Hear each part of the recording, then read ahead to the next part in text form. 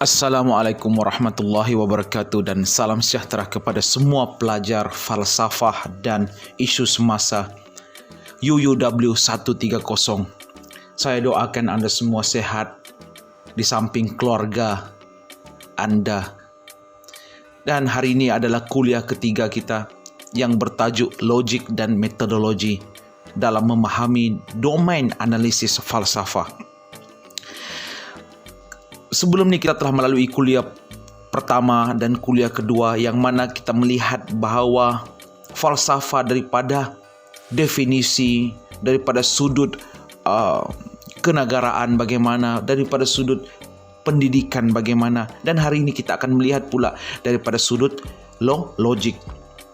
Apa itu logik? Kalau kita melihat dalam konsep membina negara kecil yang sebelum ini kita ceritakan, logik ni adalah sebahagian yang dituntut wujud di dalam diri manusia. Okey, diri manusia itu sendiri perlu logik dalam pelbagai perkara. Baiklah, logik adalah sesuatu yang boleh kita fikir ini sesuai, ini tak sesuai. Tapi banyak juga dalam perkara, dalam kehidupan seharian kita tidak boleh menggunakan logik semata-mata untuk kita berfikir berkenaannya. Contoh, kita bercakap tentang ketuhanan.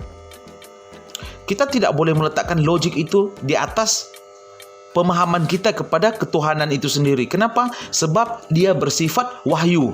Okey? Apa itu wahyu?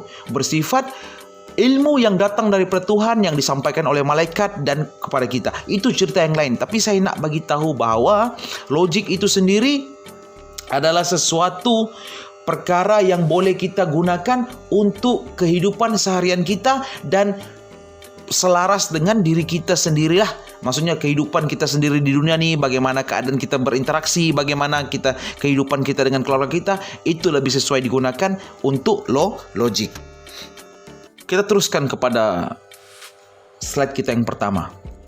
Logik melalui bahan bacaan dan juga edaran yang kami peroleh dan sedikit tambahan bacaan daripada buku-buku yang ada tentang falsafah. Logik dinyatakan sebagai salah satu elemen yang wujud secara semula jadi di dalam pemikiran manusia. Semua orang berfikir dan setiap orang mempunyai cara berfikir. Okey, di dalam konsep falsafah terdapat kaedah-kaedah berfikir. Okey, berfikir juga ada kaedahnya ya adik-adik. Dia tidak boleh fikir semata-mata macam mana kamu berfikir? Berfikir secara literal itu hari-hari. Contoh, apa tu maksud berfikir secara literal? Contohlah, malam tidur, pagi bangun, lapar makan. Itu logik yang secara literal. Tapi kita di dalam subjek ini kita akan belajar untuk melihat penggunaan teknik ataupun kaedah berfikir. Bagaimanakah kaedah berfikir yang dianjurkan dalam ilmu falsafah? Itu adalah satu persoalan yang baik dalam ilmu falsafah. Baiklah, itu sedikit pengenalan berkenaan logik, ya. Kita teruskan. Pengenalan untuk logik. Perbincangan falsafah turut merangkumi tentang berfikir, cara berfikir ataupun kaedah berfikir. Di dalam ilmu falsafah, cara atau kaedah berfikir dikaitkan dengan logik, yaitu salah satu cabang falsafah. Apa yang dimaksudkan dengan logik? Itu persoalan paling besar. Perkaitan dengan cara berfikir menurut falsafah. Itulah yang dimaksudkan dengan logik. Bagaimana kita boleh mengaitkan sesuatu perkara dengan cara kita berfikir. Okey? Falsafah menyatakan sedemikian. Okey, kita masuk kepada maksud logik ataupun definisi logik. Logik adalah satu kajian mengenai penghujahan. Maksudnya apa? Maksudnya setiap benda yang kita fikirkan sesuai ataupun logik ataupun ngam. Cakap Melayu dia ngam. Kalau sesuai kita rasakan, kita ada hujah berkenaan benda tersebut. Okey. Bahasa Inggris menyatakan dia argument. Logic is the study of argument.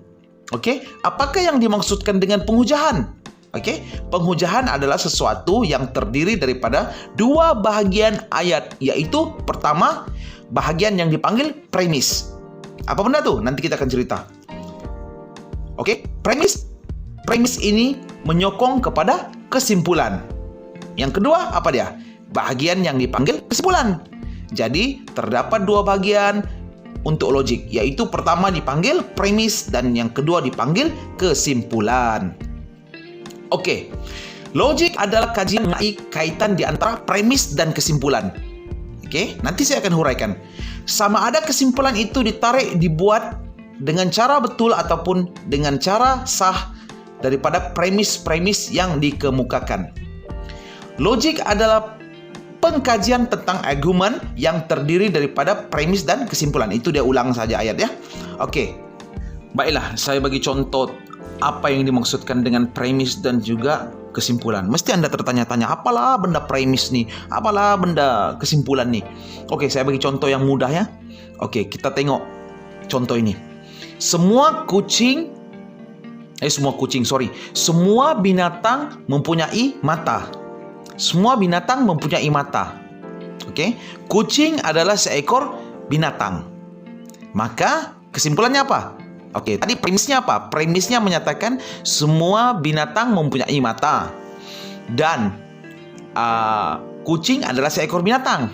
Maka kesimpulannya adalah maka kucing mempunyai mata. Oke, kita cari binatang lain lah, binatang lain. Semua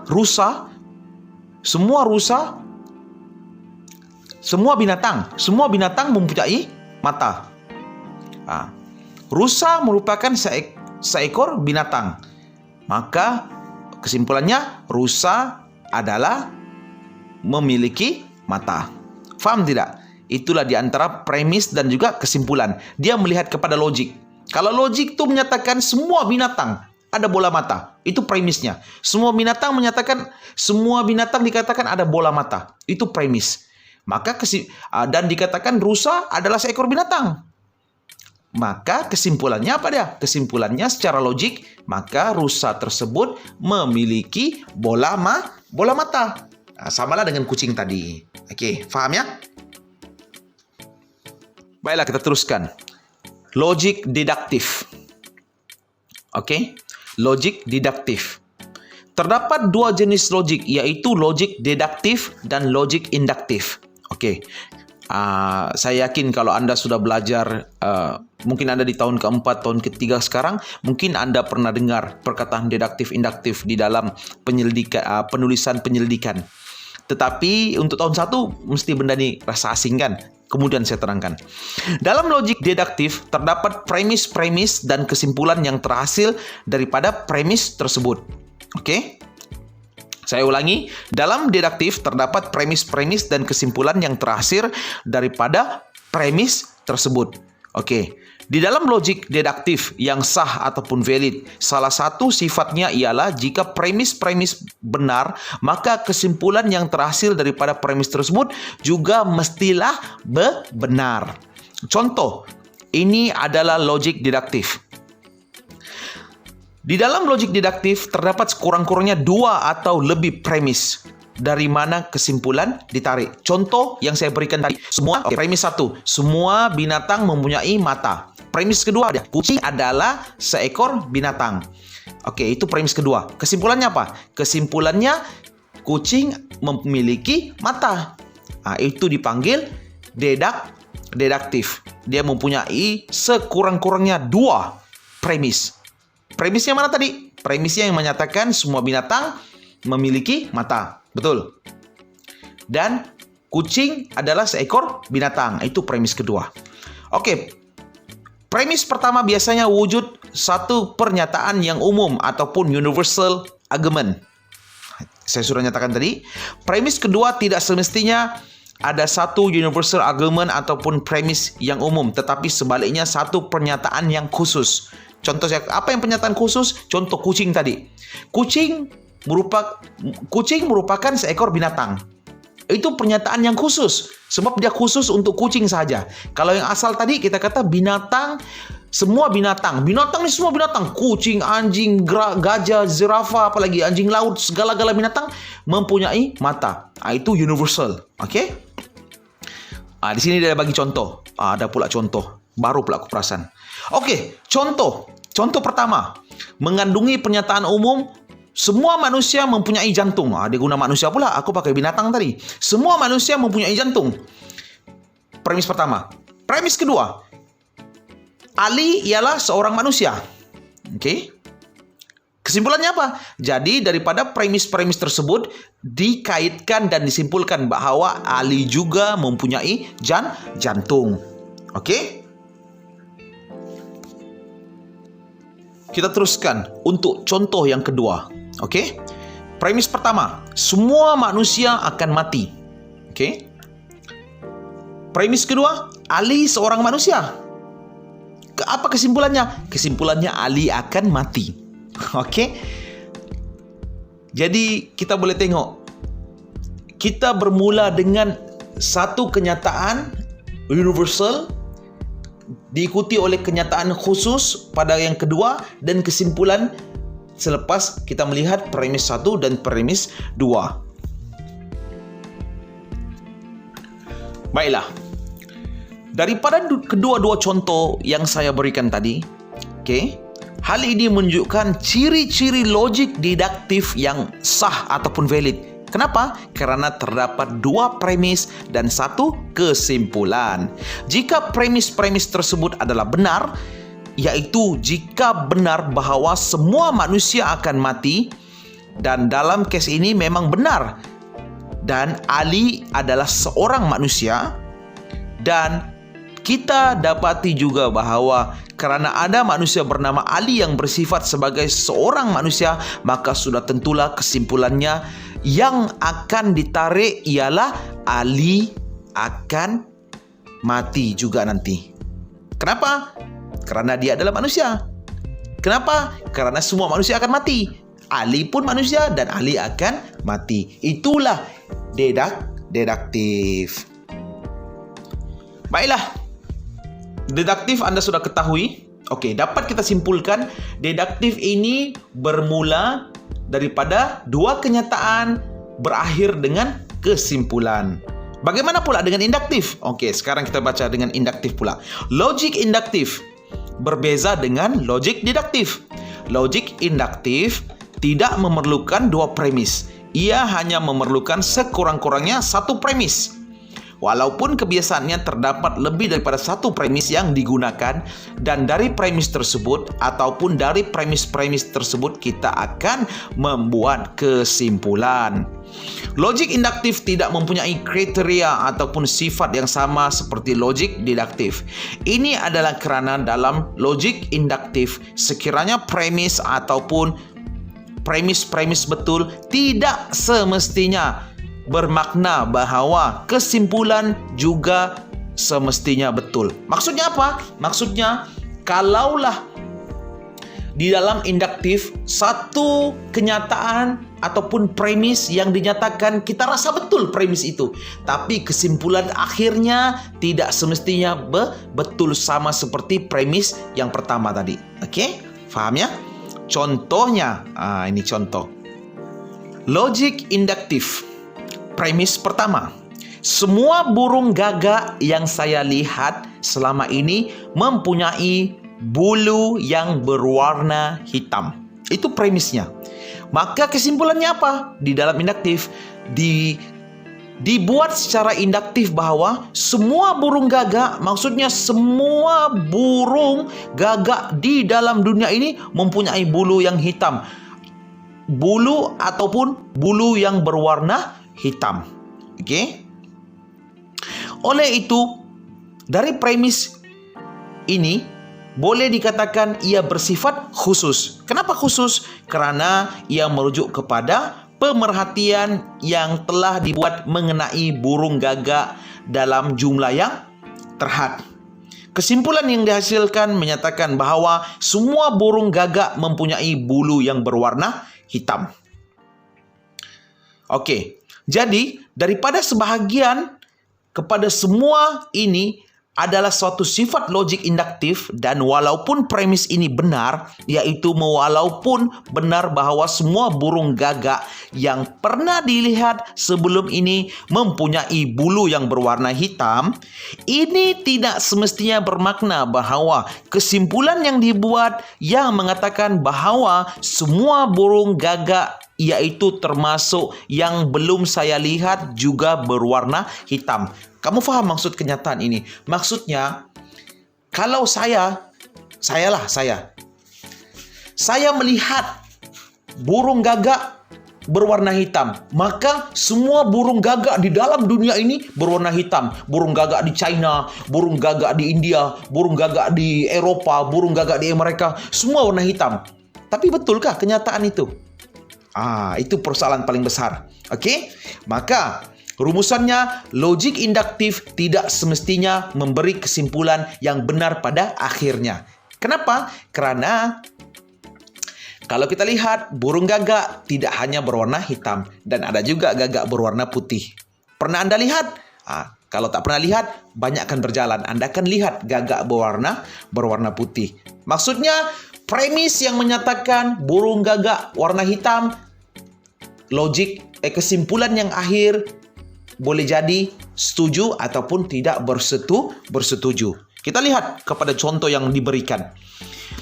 Logik bagi induktif. Okey.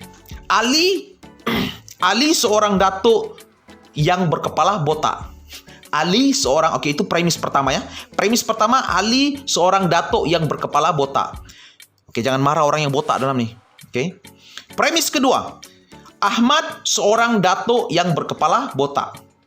Okey. Premis keduanya. Premis pertama kata Ali itu datuk dan berkepala botak.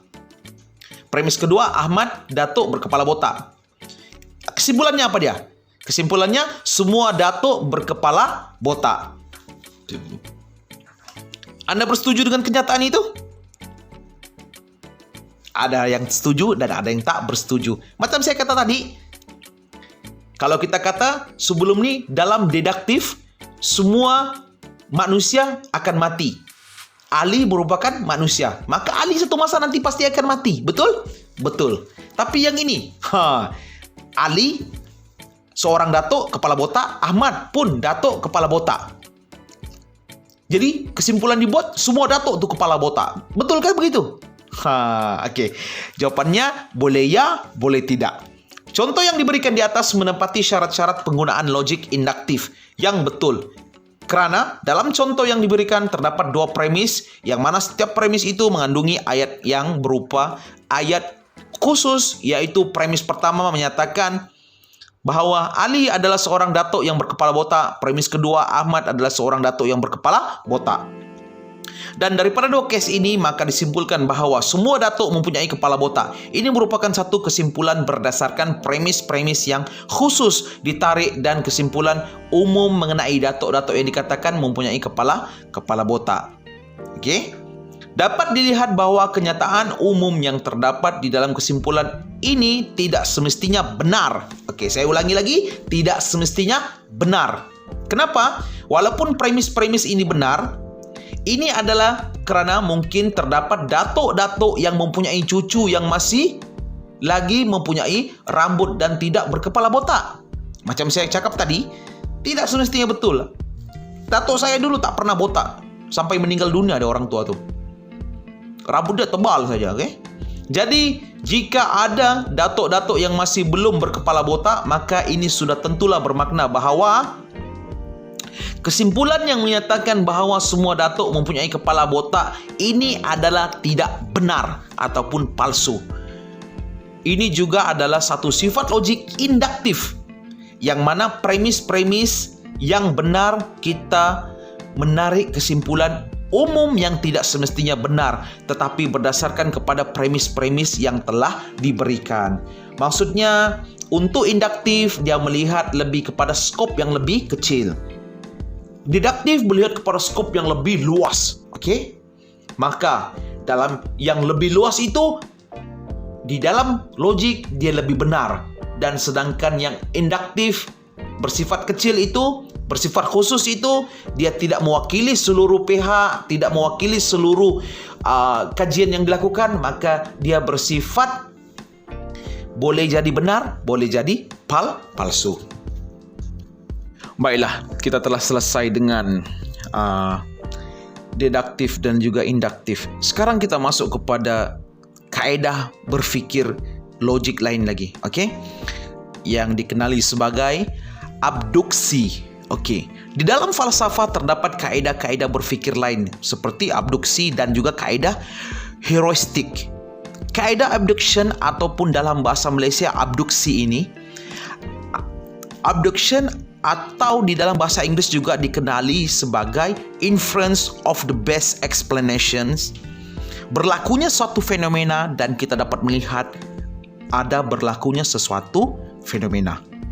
Dari situ kesimpulan dibuat mengenai apakah yang berlaku sebelum wujudnya fenomena itu yang boleh menjelaskan kenapa fenomena tersebut berlaku atau wujud. Okey? Maknanya, kita cuba memberi satu penjelasan atau explanation terbaik berdasarkan kepada fenomena yang wujud itu. Dalam hal ini, kita berfikir secara ke belakang ataupun thinking backward. Okey. Saya jelaskan ya secara mudah lah, okey. Kita telah hidup di tahun 2020 ataupun mungkin kamu dengar sekarang video ni di tahun 2022 kah, 23 kah, 25 kah? Tapi tahukah anda apakah yang berlaku sebelum daripada tahun 2020 ke atas ini? Okey? Apa yang telah berlaku?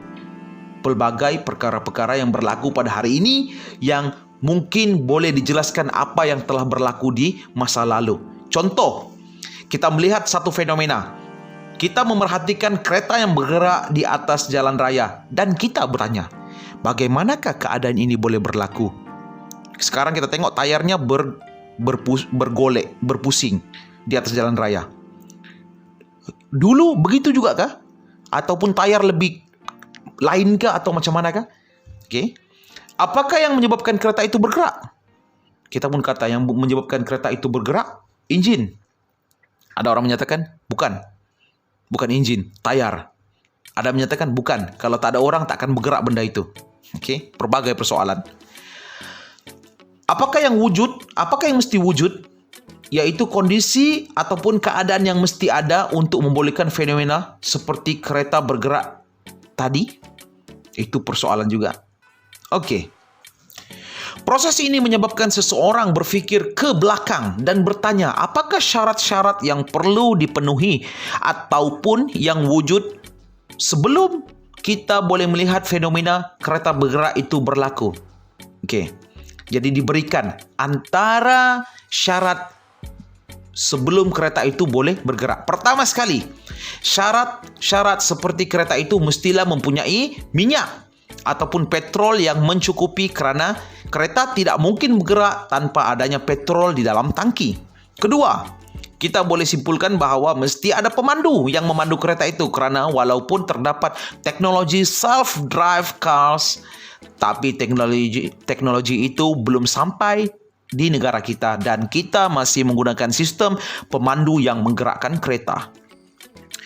Kita boleh juga membuat kesimpulan-kesimpulan yang lain seperti misalnya terdapat 4 tayar yang berfungsi dengan baik kerana tanpa tayar yang baik maka kereta mungkin sukar untuk bergerak. Oleh itu dari satu fenomena yang mudah seperti melihat kereta yang bergerak, kita boleh menyimpulkan perkara-perkara yang tidak kita lihat dengan mata kita sendiri tapi boleh dibuat pentaakulan ataupun inference dengan memikir ke belakang dengan cara bertanyakan apakah syarat-syarat yang perlu ada sebelum kereta itu bergerak. Ini dikatakan berfikir ke belakang.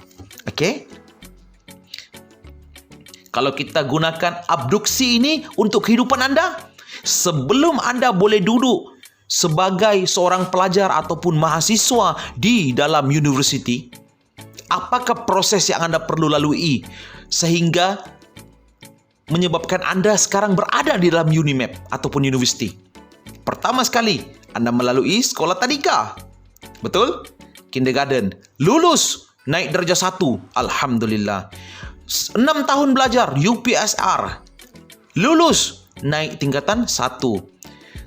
Tingkatan 1 sampai 3 ada dipanggil PT 3. Zaman saya PMR. Okey. Lulus, naik tingkatan 4. 4 dan 5 ada SP, SPM. Lulus lagi, naiklah yang pandai sikit pergi ke matrikulasi. Sederhana sedikit pergilah tingkatan 6. Ataupun ada yang memilih untuk diploma atau apa-apa saja. Dan Anda pun pergilah. Lulus, lepas 3 atau 2 tahun, masuklah ke dalam universiti. Itulah abduksi. Dan sekarang Anda boleh melihat kaedah abduksi terhadap diri Anda. Okey, kita teruskan. Kita sudah dapat mengetahui tentang benda-benda yang kita tidak dapat lihat dan memeriksa keadaan kereta itu secara logik. Tapi, secara logiknya kita kata mesti wujud kerana misalnya kereta itu tidak ada pemandu atau kereta itu tidak ada minyak, walaupun semua tayarnya pancit, maka mustahil kereta itu dapat bergerak di jalan raya. Jadi cara berfikir begini dipanggil abduction, ataupun memikirkan tentang apakah keadaan yang perlu wujud untuk membolehkan fenomena yang kelihatan itu wujud. Baiklah, kita teruskan kepada slide yang seterusnya, iaitu logik dari sudut kaedah heuristik. Logik induktif, deduktif dan juga abduksi adalah cara berfikir secara logik di mana terdapat peraturan pemikiran yang boleh diaplikasikan. Walau bagaimanapun, bagi kaedah heuristik ianya berbeza daripada kaedah-kaedah deduktif, induktif dan eduktif ini.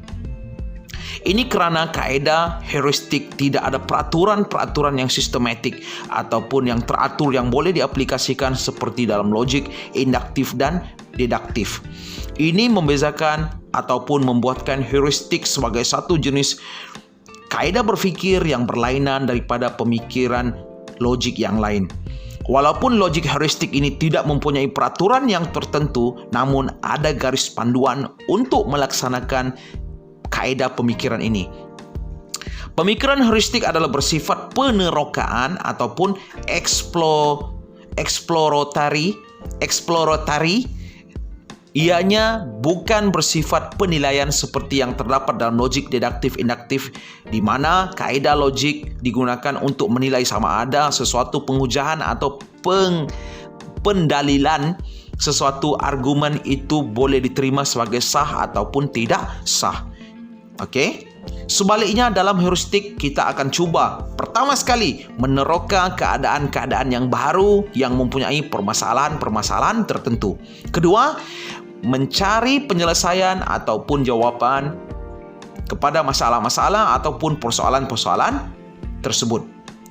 Sekiranya kita mencari penyelesaian kepada masalah kita tidak mempunyai kaedah yang khusus, kerana jika kita mempunyai kaedah yang khusus yang boleh diaplikasikan dengan menjamin akan pencapaian kesimpulan ataupun jawapan yang memuaskan, dalam arti kata memberi penyelesaian yang memuaskan, maka sudah tentulah tidak ada masalah lagi yang tidak diselesaikan di dalam dunia ini. Faham maksudnya itu?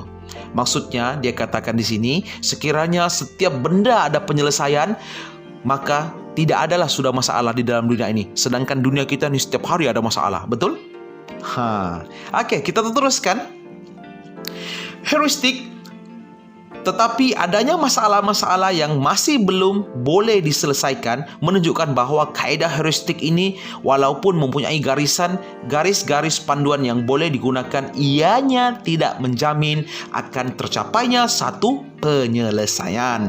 Namun begitu, ianya berguna kerana boleh meningkatkan kemungkinan ataupun keberangkalian tercapainya suatu penyelesaian, iaitu ia boleh membantu ke arah menyelesaikan masalah. Antara cara-cara yang boleh difikirkan dalam cara kaedah heuristik ialah antaranya kaedah trial and error. Okey, ataupun cuba dan lihat. Akan apakah keputusan yang akan dicapai melalui percubaan tersebut.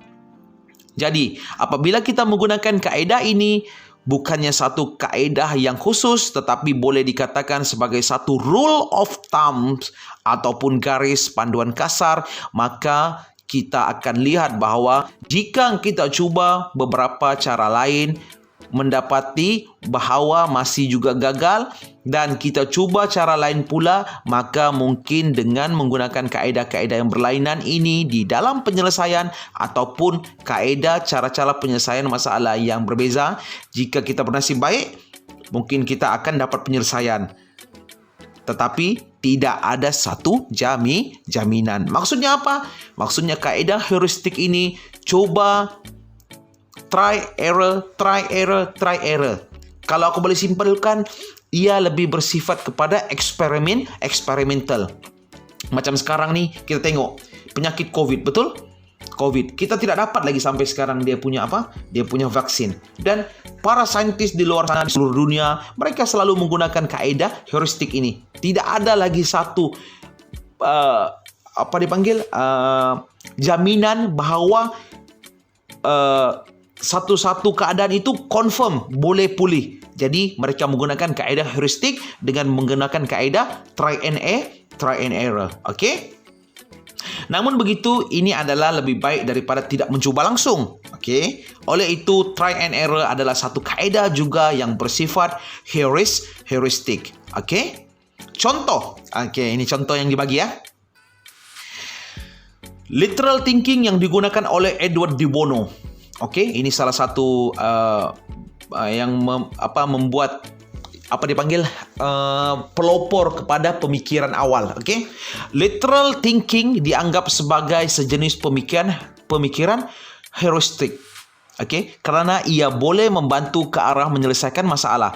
Contohnya, literal thinking yang diajar oleh Edward de Bono ialah di mana kadang-kadang kesilapan kita ataupun kebolehan kita ataupun kegagalan kita untuk menyelesaikan masalah konseptual itu ialah kerana kita mengambil satu pendekatan yang salah ataupun membuat andaian ataupun tanggapan yang silap.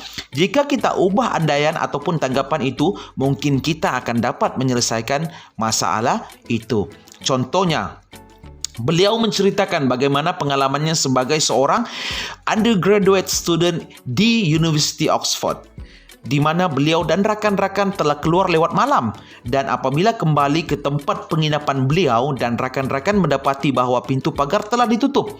Oleh kerana beliau ingin juga masuk ke dalam kawasan penginapan itu, maka beliau dan rakan-rakannya telah memanjat pagar itu untuk masuk ke dalam kawasan penginapan. Apabila sudah masuk ke dalam kawasan penginapan, barulah mereka sedar bahawa pintu pagar itu sebenarnya tidak berkunci, cuma ditutup. Jadi berdasarkan peristiwa tersebut, Edward de Bono mengatakan bahawa apa yang silap di dalam pemikiran mereka adalah mereka membuat andaian. Membuat andaian itu adalah satu kesilapan dengan menganggap bahawa pagar yang tertutup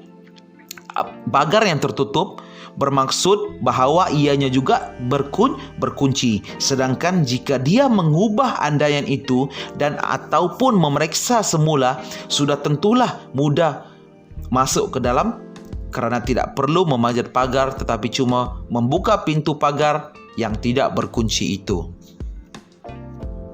Baiklah, kita teruskan kepada slide yang kedua.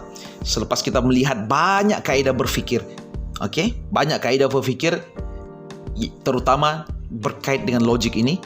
Kita lihat kepada kaedah yang terakhir, iaitu falasi.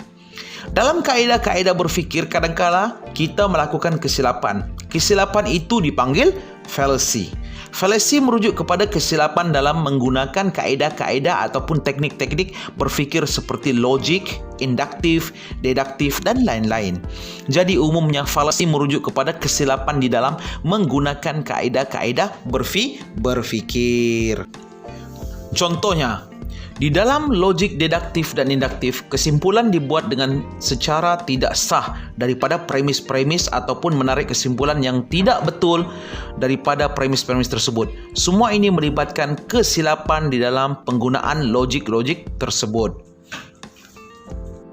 Secara umumnya terdapat dua jenis fallacy.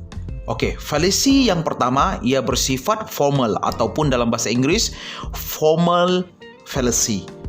Okey, formal fallacy berlaku apabila kita tidak menggunakan peraturan-peraturan yang betul di dalam logik, deduktif dan induktif. Okey, apa maksudnya? Di dalam deduktif dan induktif kita ketahui sebelum ini yang kita baca tadi mempunyai syarat tertentu. Jadi, secara asasnya berlakunya formal fallacy apabila kita tidak menggunakan peraturan tersebut dengan betul. Bila kita mengabaikan penggunaan peraturan-peraturan yang betul di dalam menarik kesimpulan daripada premis-premis, maka kita telah melakukan satu kesilapan ataupun dikenali sebagai fallacy. Okey? Dan fallacy yang kedua, apa dia? Fallacy yang bersifat tidak formal ataupun informal fallacy. Fallacy informal pula ianya tidak melibatkan perlanggaran apa-apa peraturan logik dalam menarik kesimpulan daripada premis-premis. Contohnya, non ataupun informal fallacy. Okey? Nombor 1, ad hominem, iaitu serangan peribadi ke atas orang yang membuat kenyataan ataupun yang mengeluarkan pandangan itu dan bukannya kepada pandangan ataupun penghujahan yang dibuat oleh seseorang itu. Serangan peribadi ini merupakan satu kesilapan di dalam berhujah ataupun di dalam berfikir kerana ia tidak ada kena-mengena dengan kandungan ucapan itu ataupun penghujahan yang dibuat ataupun idea-idea yang diberi, tetapi sebaliknya mengatakan bahawa pandangan itu tidak boleh diterima kerana sifat peribadi seseorang itu. Contoh, kamu ada kawan dan kamu berhujah dengan kawan kamu itu. Dan kamu tak boleh mematahkan hujah kawan kamu tersebut. Lalu kamu pun melihat kawan kamu itu dari sudut rupa parasnya. Kamu pun mengatakan, gemuk, gemuk, gemuk. Kan? Ataupun kamu mengatakan, hitam, hitam. Kan? Kamu mengata tentang diri orang itu, tapi tidak menyatakan hujah kamu kepada hujah kawan kamu tersebut. Maka itu dipanggil sebagai ad hominem. Okey, ad hominem. Maksudnya kita menyerang secara peribadi. Alah, budak-budak biasa buatlah. Kan? Kalau orang tu, kalau kita dengar orang siap kata bapa orang, kata mak orang, kan? Kata orang, itu fallacy lah, fallacy ad hominem. Dia tidak boleh berhujah, dia tak boleh nak lawan, dia kalahkan dari sudut menyatakan kepribadian orang itu.